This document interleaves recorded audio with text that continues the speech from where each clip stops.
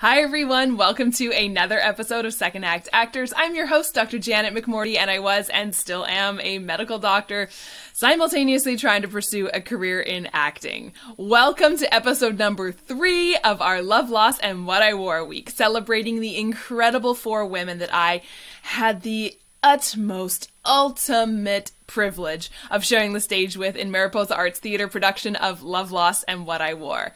This episode celebrates the lovely Natasha Paquin.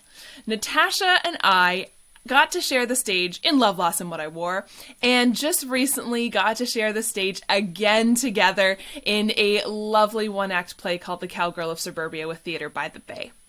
We also get to work together in our other jobs, our side hustles, in healthcare. She is an X-ray tech or medical radiation technologist, and we get to work together every so often in the operating room. And let me tell you, the first time that we got to work together when we were on call in the operating room was the most exciting day. I pretty much tackled her as best I could sterilely, and when we were covered in lead and lots of, PPE and stuff like that. She has an incredible story. She's a wonderfully talented musical theater performer, singer, and I really hope you enjoy hearing what she has to say, because what she has to say is simply marvelous, just like her. Please enjoy the lovely, the beautifully talented Natasha Paquin.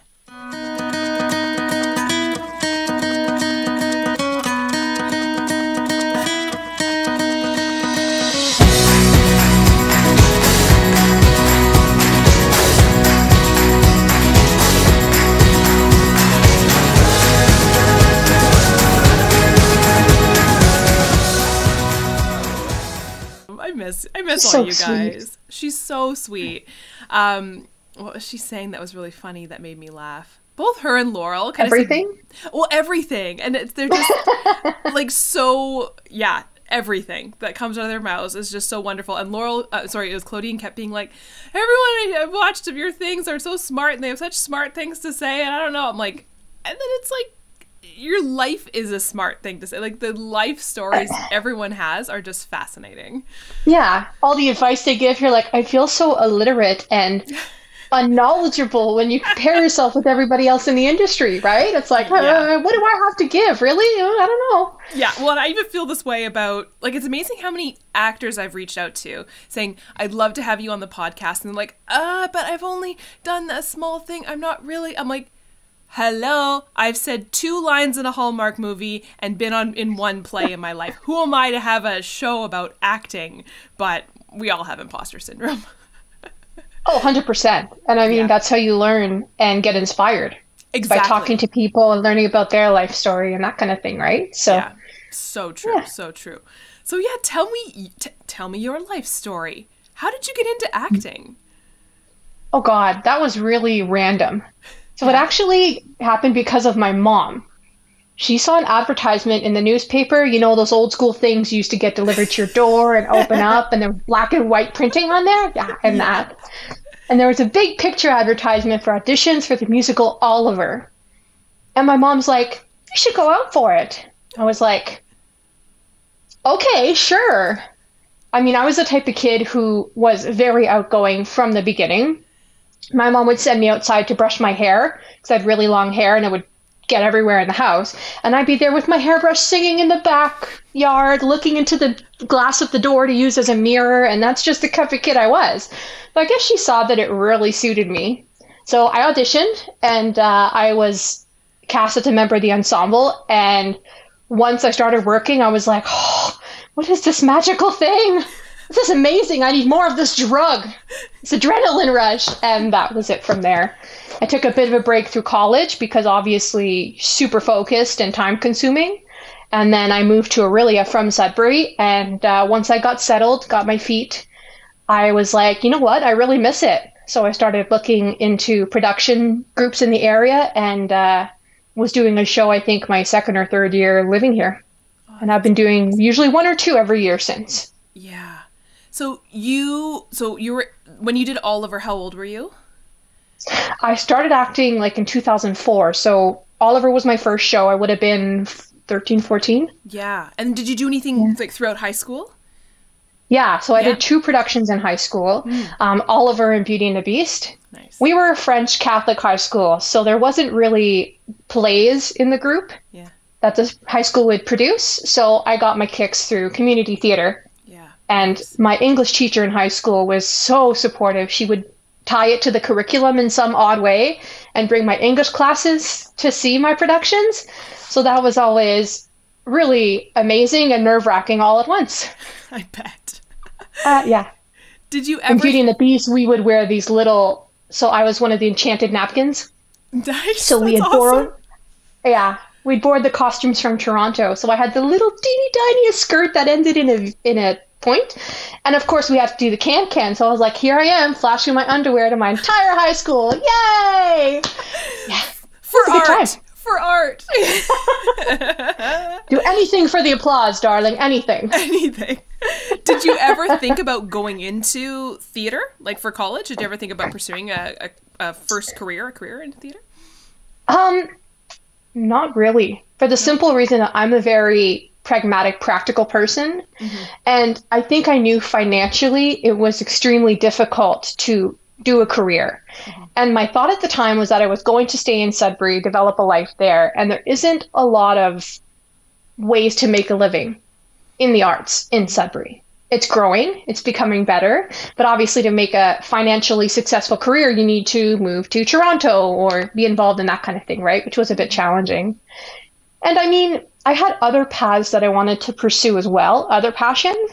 So I thought, the fact that I could continue doing community theater as an outlet was an amazing thing because it didn't become a job, right? You kept that love for it. You did it on your terms when you wanted to. You didn't feel stressed about it, like you had to do this because you were being paid to. You did it out of the love of it, which was really appealing at the same time. Yeah, absolutely. I think there's definitely something. It's funny. I was talking to Claudine about the exact same thing, right? Like, the example I gave her, and I'm going to repeat myself, is I really like baking. I do it for the love of baking and the eating of the baking. But like if I put a monetary value on that, I'm sure it would become just not as joyful to do, right? Yeah, for sure. So what did you take in college? Medical radiation technology. Nice. Yeah. So another word for X-ray tech program. Yeah. I already knew this, but the audience didn't know this because we get to work together at the hospital. I've been doing it it'll be 12 years in October, actually. Oh my gosh, congratulations. Thank you. That's really cool. I wanted to do something to help people, right? So it was a toss-up between being a teacher or being an X-ray tech. When I was 13, 14, I got diagnosed with Turner syndrome. And so I had to have a lot of, bone age x-rays, MRIs, ultrasound to help get the diagnosis and to decide which treatment path I was going to take. So I was exposed to the world of diagnostic imaging in that aspect. And I remember going for a bone age x-ray and the technologist at the time bringing me behind the control panel and showing me my x-ray and just thinking, this is the coolest career ever. You get to have a positive impact on people, on patients, and be a part of their healthcare journey and their healing journey, while also seeing an interesting side of technology and pathology, and you can branch out and do so many things. That's what really attracted me to it. And it was a program that was offered in Sudbury. So again, the hope was to stay at home. And so it was an obvious choice for me. I had learned all anatomy, physiology, and French because I went to French high school, primary school. So I decided to continue my career path in French, and I went to Collège Boréal in Sudbury. Wow. It was a 3-year program. And for the last year, you do a year-long full-time placement. So you go work in a hospital for a full year, and you learn the clinical side of things. Then you have to write a national exam, $1,000 national exam. And if you pass it, then you get to add MRT at the end of your name, which makes you feel real fancy. Fancy. Totally worth it. Yep. That's awesome. And then what brought you here? What brought you to Aurelia? A job. Fair. Bottom line, a job. Me too. I tried for about 7 months to get a job up in Sudbury, and it didn't happen. I had an interview at Georgian Radiology in Barrie, and they said, I can see you just need a decent job opportunity. I only have casual job to offer you, which obviously you can't support yourself on that. So let me pass your resume around Simcoe. Sure enough, he did. And a couple of weeks later, I had an interview over the phone at OSMH. The job was supposed to last 3 months. Contract got extended 3 times, and here I am almost 12 years later. 12 years later. Nice. I know. I love it. Yes. Yeah. And so talk to me about your finding of community theater here, but then also I'm curious to know, is there anything that you found in your job as an X-ray tech, medical radiation technologist, that you have pulled into your theater career, theater life? Mm-hmm. So I discovered theater here by looking up community theaters on the internet. No more newspapers. Simple as that. Internet No now. more newspapers. Yeah. Technology, yay! So I did that. I auditioned for the Full Monty in Barrie. Nice. Great first show. Love it. Yeah. And then got to know people really well doing that show. You have underwear at the beginning and underwear here. It was a good time, needless to say. the Beast, Full Monty. Okay. Yeah, pretty much. Yeah, actually. I love it. Continue. So sorry. That's okay. It's great. So yeah, I started with the Full Monty at the group called Kempenfelt Community Players down in Barrie, and did a few shows with them. And then some of the people you get familiar with, the directors, the music directors, they'll do shows elsewhere. Even your fellow actors too. They'll go and do shows at different troupes. So if a show that really interests you comes up, then you try it at a different troupe, and so on and so forth. So I've done theater here in the Simcoe County in Cookstown, Barrie, and Orillia so far. And I'm loving it. Each group is amazing to work with and offers different settings, different styles, different appeals in terms of production teams. So it's nice. You get to meet a whole group of people. Yeah. But the funny thing, too, is that the same group of people kind of follow you through, too. So the community theater group in Simcoe is pretty tight-knit. So you get to know everybody really well. Yeah, yeah. And in terms of X-ray, what I learned from it to bring in is pretty much how to be calm and cool under pressure. Interesting. You know, working in the medical field, you deal with a lot of very serious things, a lot of tense situations at times, a lot of scary things. And you have to learn how to keep a straight face. You have to learn how to be very professional and take your emotions out of the situation to really focus on what needs to happen. Yeah. So you get to bring that adaptability into theater as well. Because as much as theater is scripted and planned out, things happen. Yeah. Right? So you have to be on the ball and able to change things on a dime and adapt what you're doing to fit the goal of the show. Mm-hmm. And then just learning how to communicate with different people too, and learning how to work with different personalities, because obviously you service everybody doing X-rays, from the little tiny babies to the screaming toddlers to the belligerent teenagers to the little old ladies who can't hear. So you get to learn to work with everybody and how to communicate and relate with them, which is something you can use in your friend life, in your career life, and in your hobby life too. Absolutely. Mm-hmm. I just clicked into something you said there, and this has been a vein that's kind of traveled throughout most of the conversations I've had with people about the idea, and it's unique to, I think, people in healthcare. There's a bit of, I think, people in education as well, too. What you were saying about kind of checking your emotions, because you deal with a lot of stressful situations, and you kind of need to be a bit emotionally guarded to kind of be in the zone.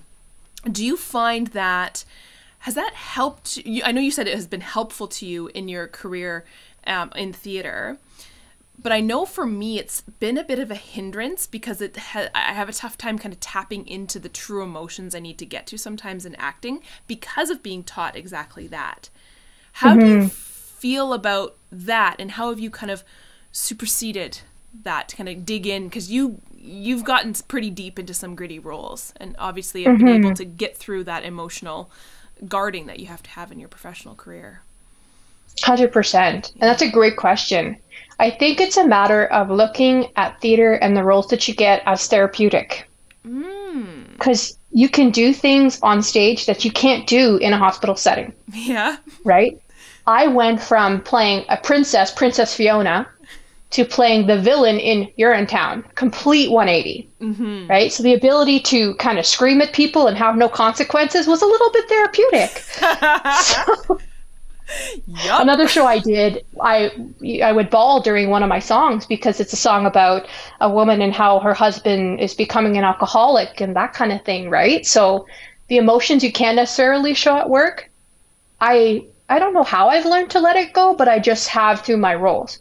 I tap into situations like if I'm having arguments with friends or family, or if situations at work are stressing me out, or, I use that emotion I've held back and I think about it before going into a scene, and I let that emotion finally take over and let it out on the stage. Yeah. Pretend an audience isn't there while letting them in at the same time, and just letting it soothe away the emotion that you have.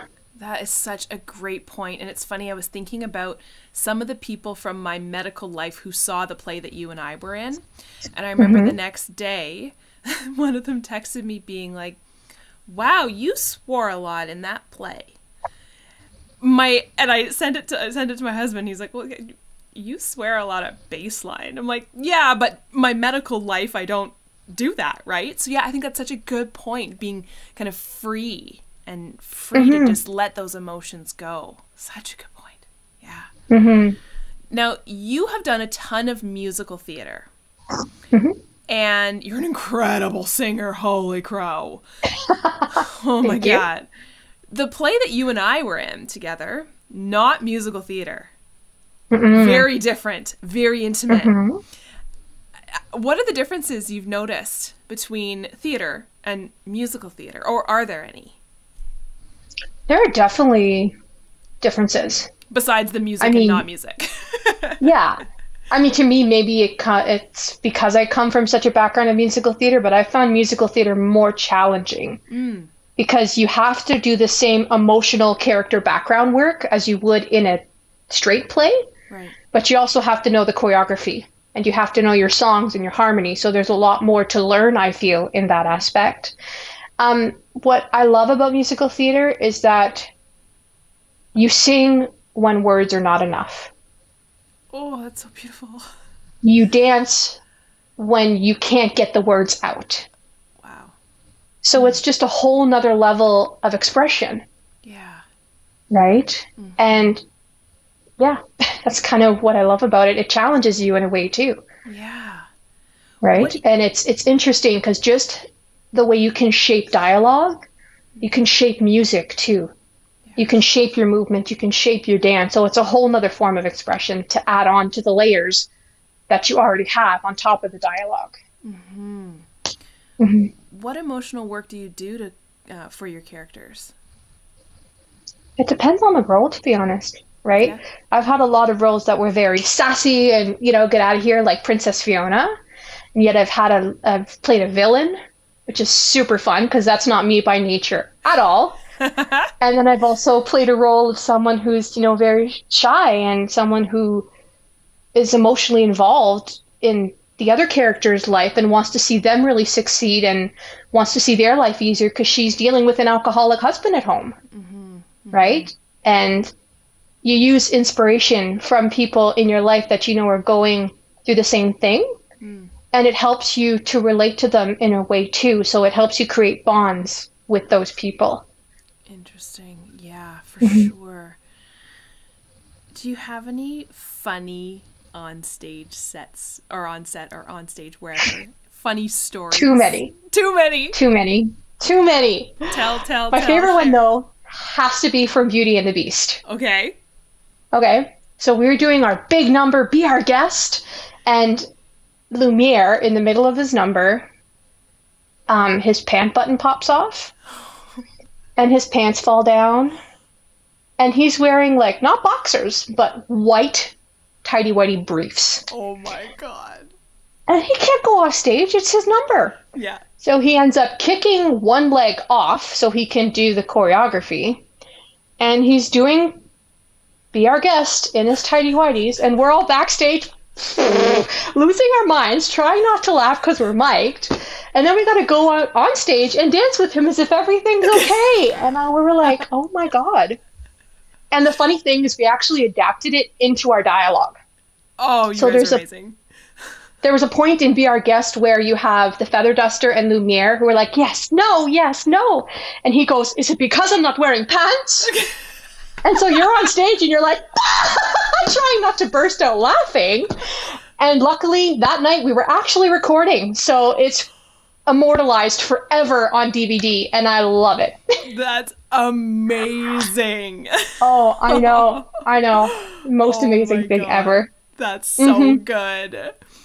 Do you have any advice for anyone who is interested in acting or who has been a bit nervous about joining things like community theater?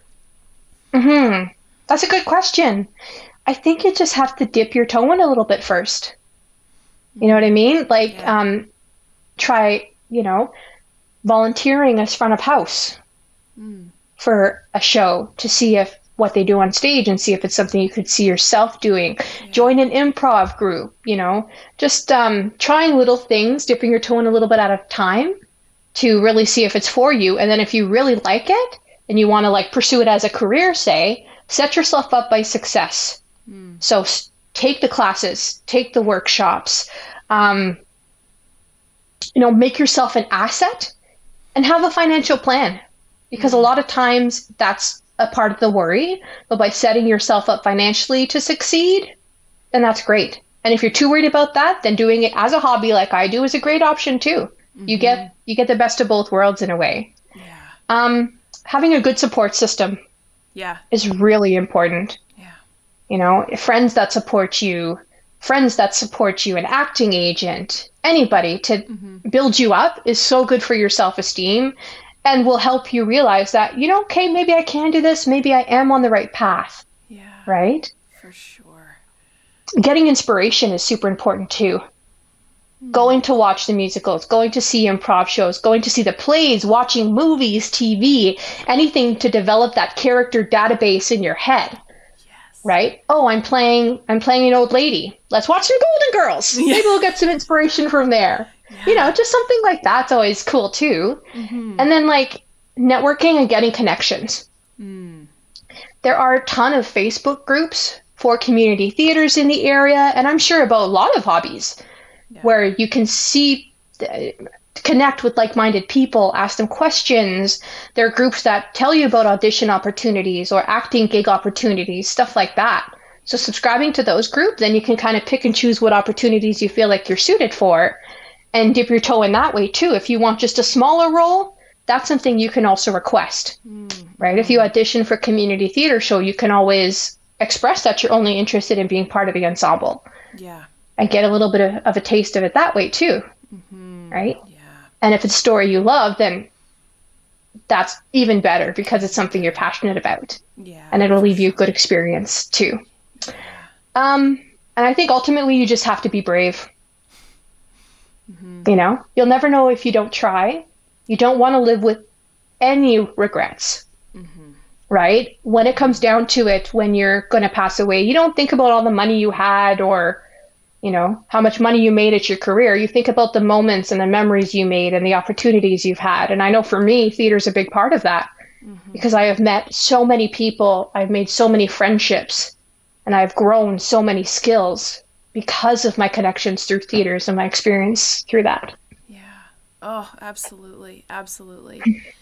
You mentioned your mom all the way at the beginning as being kind of pivotal in this. How would your parents describe what you do for a living? Would they include your theater, do you think? No. No? No. Honestly, because they're such different worlds. Yes. Right? Yeah. So my mom, if I ask her, she's like, you do x-rays. Yeah. And my dad, who thinks he's funny, he goes, it's pretty bony. Good one. Classic dad joke. Yeah. He thinks he's hilarious. I try not to encourage it. I just say straight-faced. Okay, Dad. Thanks for that feedback. Love it. Is there anything you're looking forward to coming up this year? Just getting back on stage. Like live performances. So many theaters are starting to open up. We're seeing the loosening up of COVID restrictions and capacity limits and stuff like that. So the chance to really kind of delve into it and get back to that normalcy where you're rehearsing in person with your castmates instead of over Zoom. What is that like? We wouldn't know, would we? Nope. Remember that time we put on a whole show and only met twice in person? Good times. God. Very interesting experience.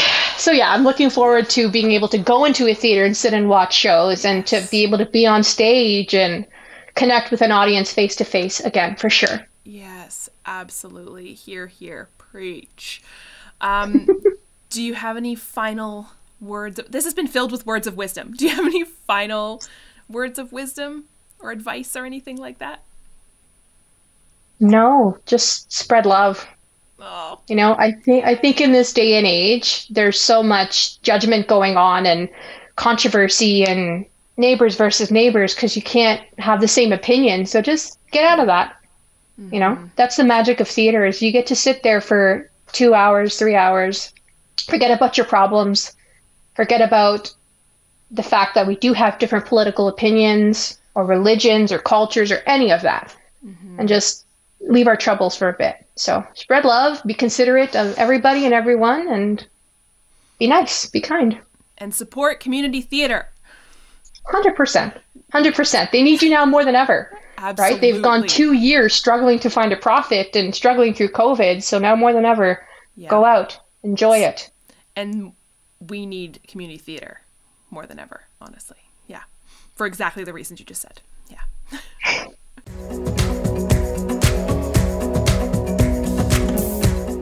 Thank you everyone for tuning in, and thank you Natasha for being my guest on this episode. We've got one final lovely celebratory episode for Love Lost and What I Wore Week coming up. I hope you'll tune in. Bye.